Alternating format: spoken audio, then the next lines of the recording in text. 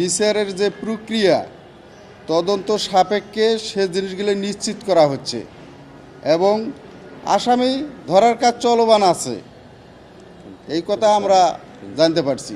আমরা এখানে মামলা করতে আসি নাই, এখানে আমরা আলোচনা করতে আসছি এবং জানতে আসছি যে বিচারের প্রক্রিয়াগুলো কী। তো স্যার আশ্বস্ত করছে আমাদেরকে, যেটা বুঝাইছে যে বিচারের প্রক্রিয়া চলমান আছে।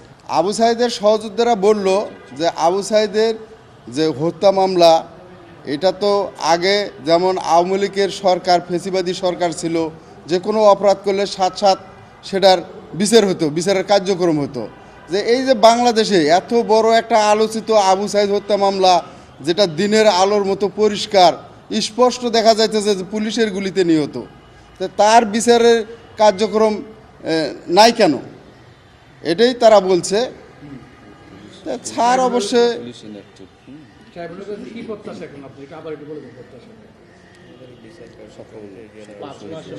আমাদের যে বিচার কার্যক্রম এটাকে এগিয়ে নেওয়ার জন্য এবং সকল শহীদের বিচার কার্যক্রম নিশ্চিত করার জন্য সহযোগিতা করবে।